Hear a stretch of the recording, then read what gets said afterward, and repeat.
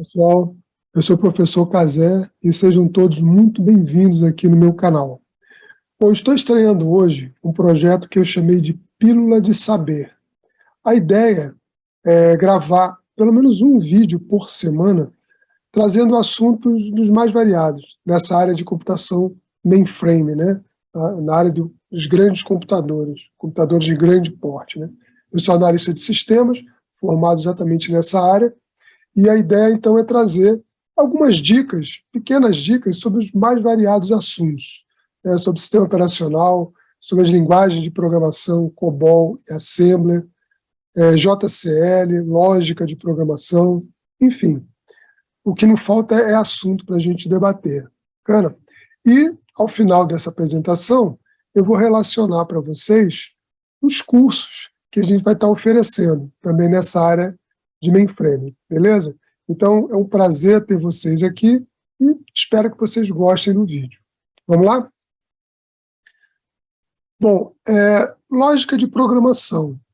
Eu tenho quase certeza que todos vocês, ou pelo menos a grande maioria de vocês, já fez ou pretende fazer um curso de lógica de programação. O que significa a tal da lógica de programação?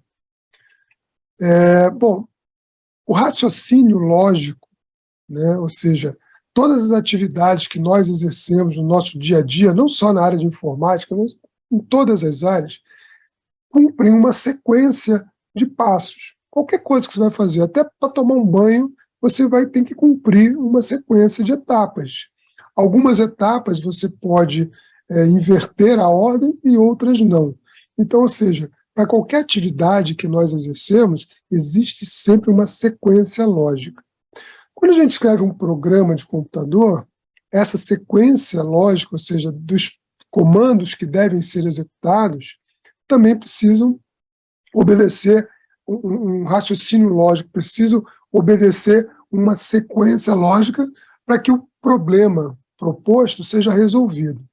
Então, esse curso de lógica de programação, normalmente, é o primeiro curso que se faz antes de um curso da linguagem de programação.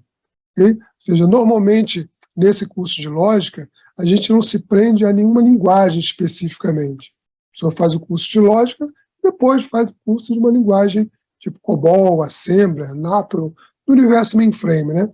Para baixa plataforma, existem outras linguagens de programação, Java, C, PHP, mas independente da linguagem, esse conhecimento da lógica, né, esse raciocínio lógico está presente, sempre. Com relação ao raciocínio lógico, como falei anteriormente, cada um de nós tem o seu.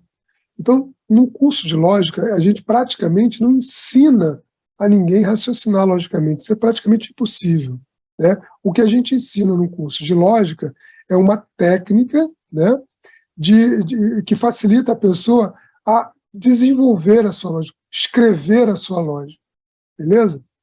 E, obviamente, dar algumas dicas, certo? Bom, mas esse vídeo, obviamente, não vai tratar de todo o curso de lógica. Ele vai apresentar um pequenino pedaço, ok? Bom, para começar esse vídeo, eu queria comentar com vocês alguns conceitos, que muitos de nós já temos esses conceitos, né? Mas só para a gente alinhar todos os pensamentos, então vamos começar falando de unidades de medida. O que vem a ser unidade de medida? As unidades de medida são modelos estabelecidos para medir diferentes grandezas, tais como comprimento, capacidade, massa, tempo e volume. A gente convive com essas coisas diariamente, né? Por exemplo, toda vez que alguém te pergunta as horas, ou seja, a hora, o horário, é uma unidade de medida.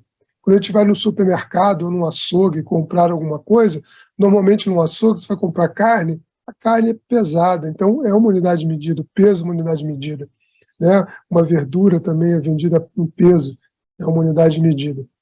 Então, tudo na nossa vida, a gente já acostumou a trabalhar com esse tipo de situação, ok? Especificamente na área de informática, existe um tipo de unidade de medida que visa você determinar a quantidade de espaço está sendo utilizado ou em memória, ou mesmo no disco, né, que a gente mede usando o byte, kbyte, megabyte, gigabyte, terabyte, exabyte, e aí vai embora, beleza? Então, essas são unidades de medida. O byte, por exemplo, na verdade, essa informação, esse byte, é um espaço que é reservado, que é utilizado em memória para comportar um caractere, né? Ou seja, qualquer caractere que a gente conhece, qualquer símbolo do teclado, qualquer letra, qualquer número, vai ocupar fisicamente um byte. E esse 1 byte, na verdade, é um conjunto de 8 bits.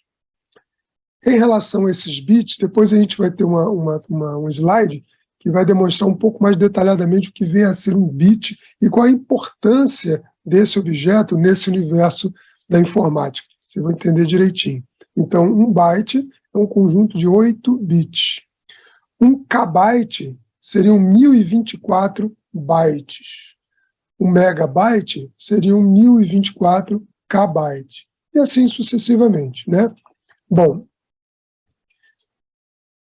além desse conceito de unidades de medida, a gente também vai comentar sobre sistemas de numeração.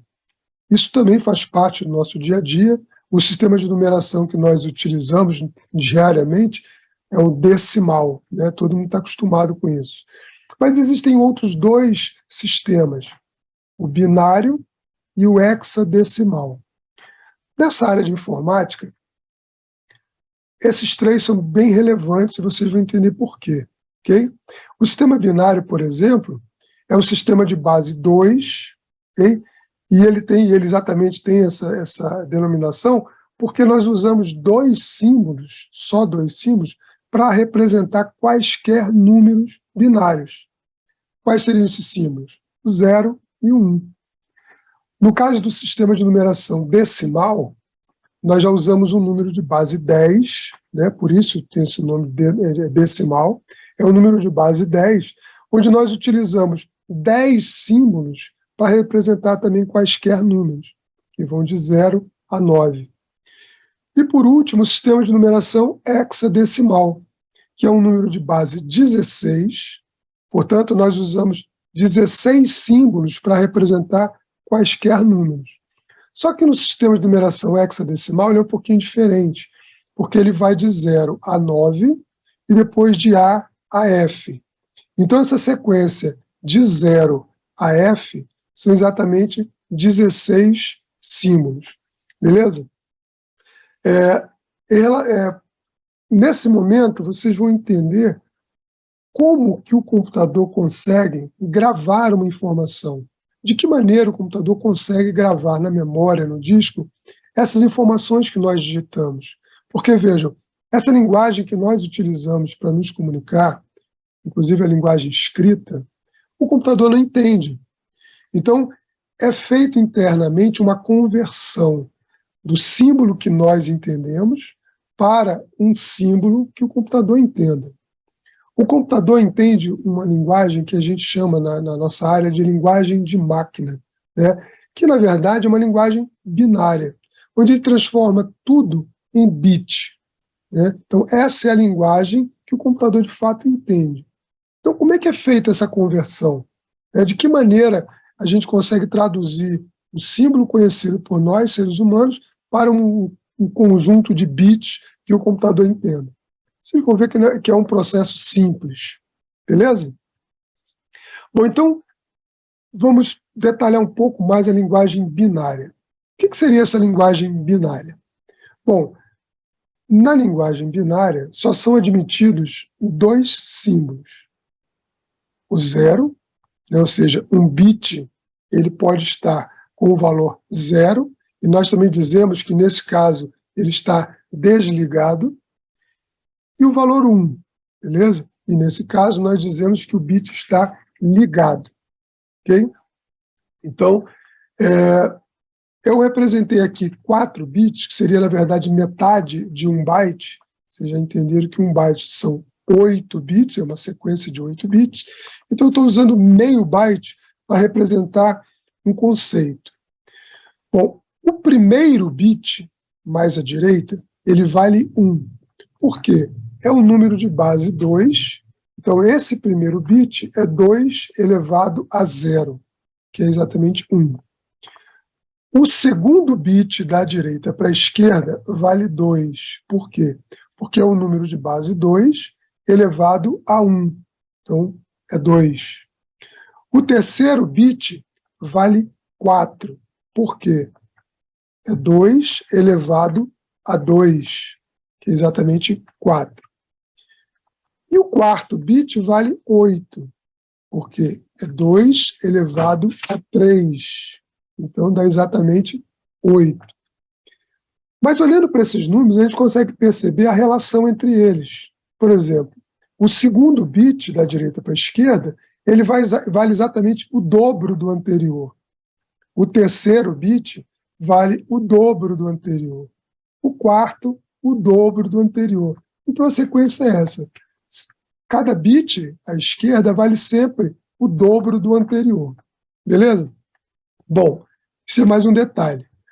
Se nós somarmos os 4 bits, dá exatamente 15, ou seja, os 4 bits ligados, né? Se eu somar o valor de cada um, dá 15, que no sistema de numeração hexadecimal é representado pela letra F. Ok? Aqui, eu estou mostrando a relação completa, né? Ou seja, dos 4 bits em todas as situações possíveis, desde os 4 bits desligados até os 4 bits ligados. Então, por exemplo, obviamente, se todos os 4 bits estão desligados, o resultado é 0. Quando eu tenho o primeiro bit mais à direita ligado, a soma de todos eles dá 1. Outro exemplo, se eu tenho, por exemplo, o primeiro bit mais à direita ligado e o último bit ligado, somando os dois dá 9, porque 8 mais 1 é 9.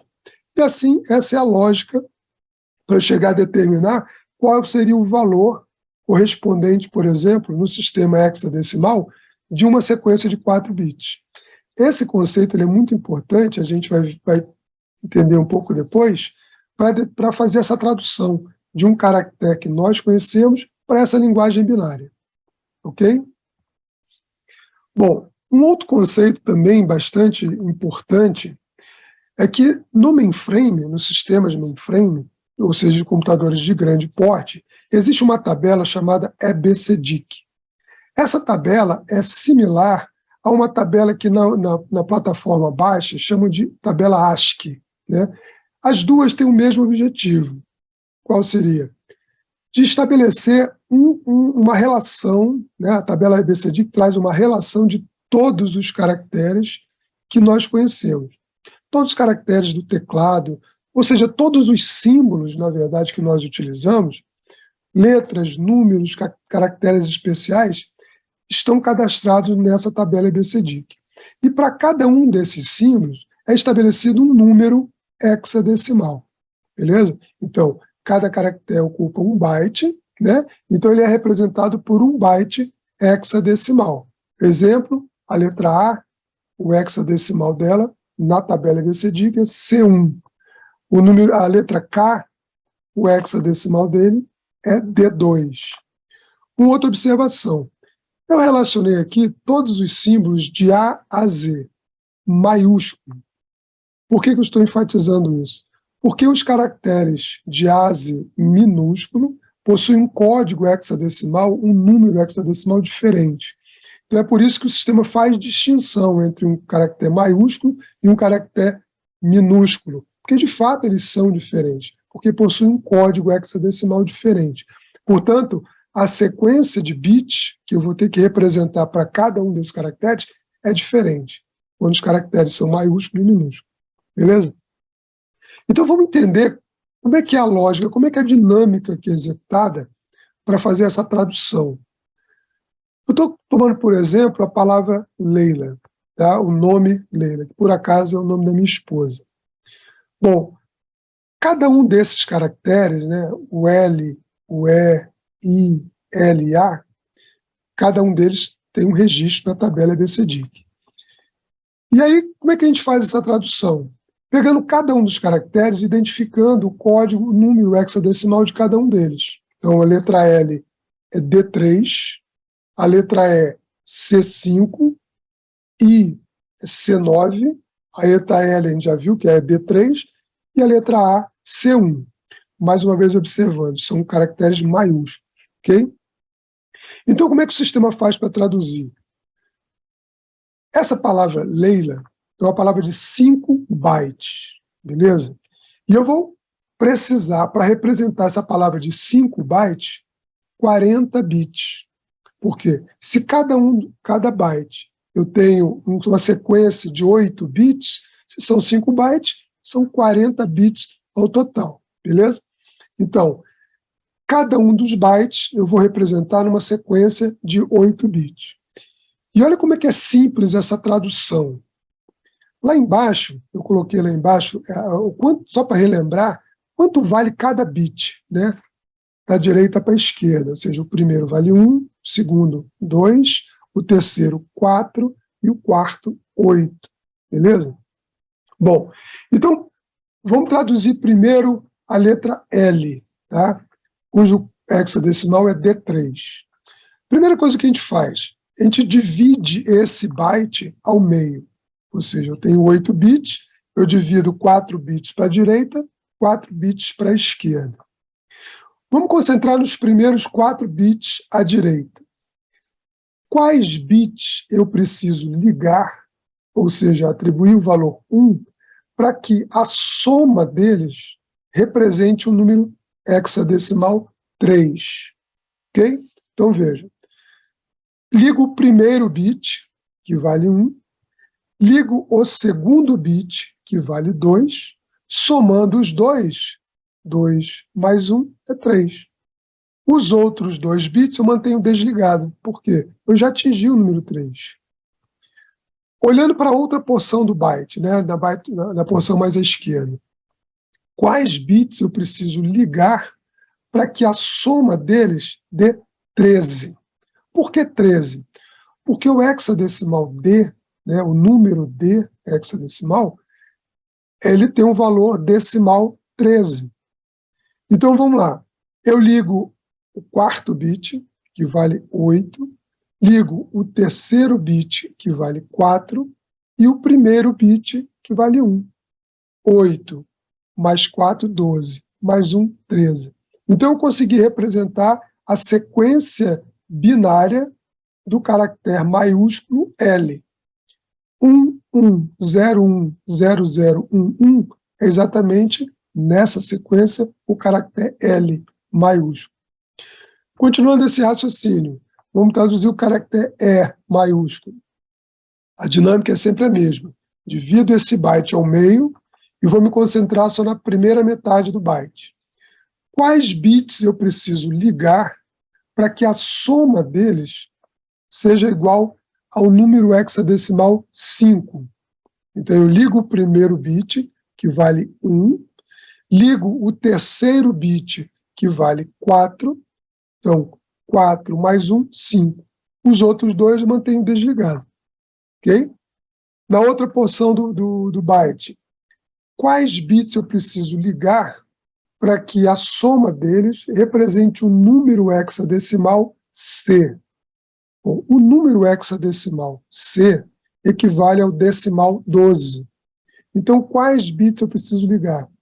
Eu ligo o quarto bit, que vale 8, e ligo o terceiro bit, que vale 4. 8 mais 4, 12. E mantenho os outros dois desligados.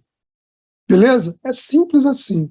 Então, para todos os caracteres, a sequência é sempre a mesma. Essa dinâmica é sempre a mesma.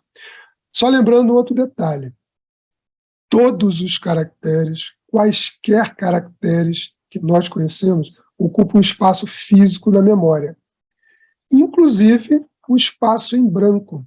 Então, o que acontece?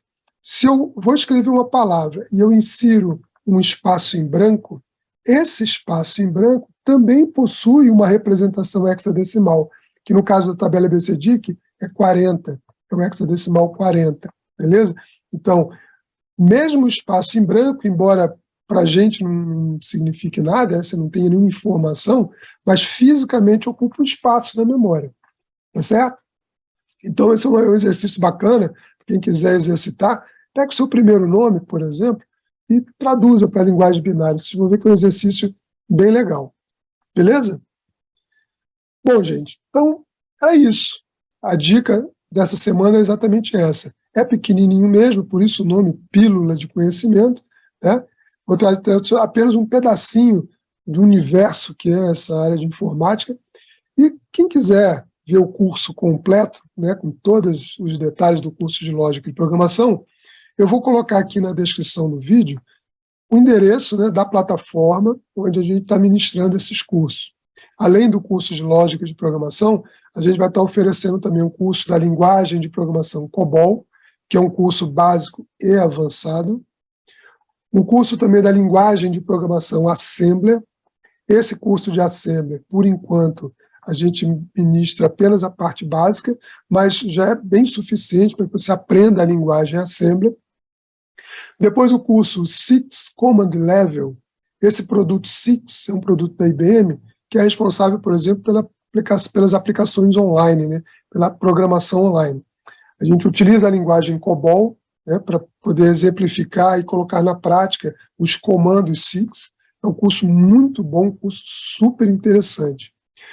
Tem também o curso de JCL, Job Control Language, quem é da área de mainframe sabe, já ouviu falar pelo menos, né, em JCL. É uma linguagem também, mas é uma linguagem, vamos dizer assim, uma linguagem de serviço, né, uma linguagem que eu utilizo para escrever o que a gente chama de job, onde eu solicito ao sistema operacional um tipo de intervenção, um tipo de execução. Okay? E, por último, o curso de Visan. Esse Visan, que é o Virtual Storage Access Method, é uma estrutura de dados, certo? Portanto, é um arquivo, né? É mais que um arquivo, mas a gente costuma dizer o arquivo Visan. É uma estrutura de dados que lhe permite gravar informações e, obviamente, ler informações, beleza? Então, são cursos bastante interessantes. Eu vou colocar na descrição depois o link para que vocês possam acessar a plataforma e colher todas as informações, ver a ementa de cada um dos cursos, carga horária, o valor do curso, de que maneira se inscreve, vai estar tudo detalhado lá, ok? Então, gente, olha, muito obrigado por vocês terem assistido esse vídeo, espero que vocês tenham gostado e fiquem todos com Deus e até a próxima oportunidade. Abraço.